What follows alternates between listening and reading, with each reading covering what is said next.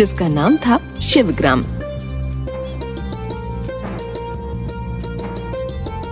उस गांव में माला नाम की एक औरत और उसका पति बृजमोहन रहते थे।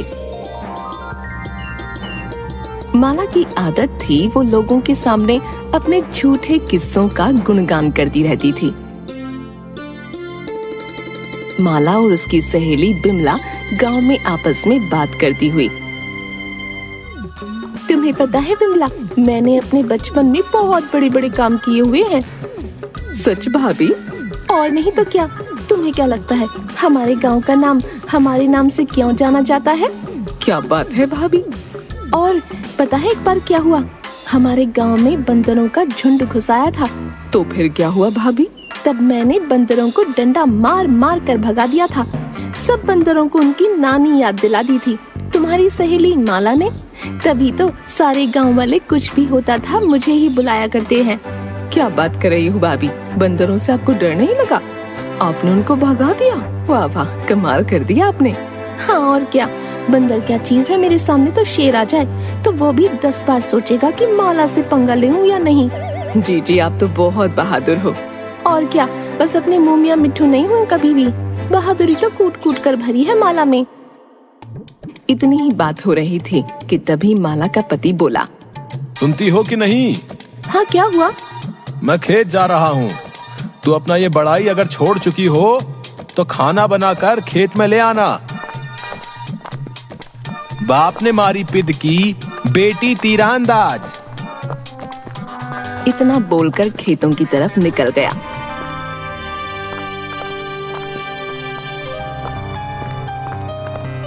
इतने में विमला भी अपने घर की तरफ निकल गई। माला अपने घर के काम में वापस लग गई। बृजमोहन को खेत जाते रास्ते में पान की दुकान मिली। वहाँ अपने गांव के कामचोर बात करते थे और पूरा दिन मस्ती मारा करते थे। अरे भाई बृजमोहन, कहाँ चले हैं? कभी हम लोगों के पास भी रुक जाया करो। मुझे खेत जाना है, आज पानी लगा दूं वरना खेत की फसल खराब हो जाएगी भैया। अरे यार, खेतों में तो भाभी भी चली जा सकती है। वैसे भी उसको बोलने के अलावा काम ही क्या है? क्यों नहीं, घर का काम, बच्चे को संभालना। हाँ, थोड़ी बड़बोली है, अपने गांव के किस्से सुनाती रहती है सबको। ध्यान रखना बृजमोहन, कहीं रात में सोते हुए तुमको ही ना लतियाने लगे। हाँ अरे भाई, माला भाभी है, वो कुछ भी कर सकती है। हाँ, तुम सही बोल रहे हो। जब वो अपने गांव में बंदरों से नहीं डरती है तो बृजमोहन को तो ऐसे ही उठाकर कहीं फेंक ना दे। भाई तिवारी, लगाओ इसी बात पर एक पान है। तुम तो चाहते यही हो कि हम लतियाए जाएं और तुमको मजा आए। चलो हम चले हैं, तुम्हारे पास कोई काम नहीं है। बृजमोहन यह बोलकर खेतों की ओर बढ़ गया।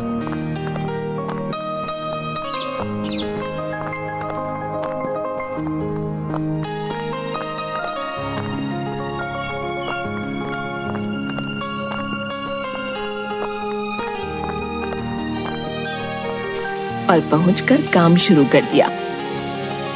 काम भी कर रहा था और बंदरों को भी भगा रहा था। गांव में बंदरों का बड़ा आतंक था। बंदर खेतों और लोगों के घरों में घुसकर काफी ऊधम मचाते थे। माला भी अपना काम करके बृजमोहन के लिए खाना लेकर खेतों की तरफ आई।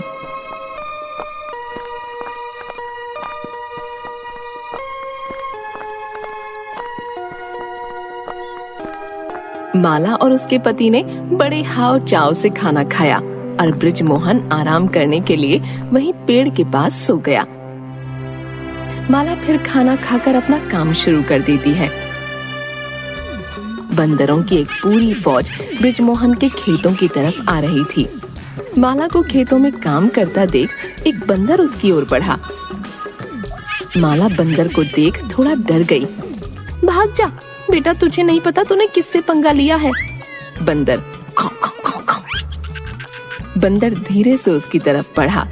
माला उसे बढ़ता देखकर जोर से चिल्ला पड़ी, बचाओ बचाओ बचाओ, बंदर मुझे काट लेगा। दैया रे, ये तो काट रहा है। रुक जा बंदर, तुझे अभी बताती हूँ। क्या तुम डर रही हो? तुम तो बहादुर हो ना। यहाँ मैं डर के मारे मरी जा रही हूँ। आपको मेरी बहादुरी के किस्से अभी सूझ रहे हैं क्या? अरे मैं क्या कर सकता हूँ? तुझे जो करना है कर, मैं सोने जा रहा हूँ। बचाओ ना, मुझे बचाओ। बंदर खुर्राता हुआ बार बार माला की तरफ आने लगा और माला की हालत खराब होने लगी और माला ने बंदर को डंडे से भगाने की कोशिश की, मगर डंडा गलती से दूर जा गिरा और माला को और भी डर लगने लगा।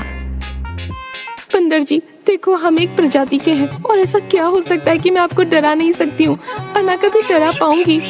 हिम्मत करो, भगा सकोगी। माला हिम्मत करो। बंदर माला की एक बात नहीं सुनता और बंदर माला की ओर बढ़ने लगता है। यहाँ सब बृजमोहन दूर से देखकर बहुत मजे लेने लगा।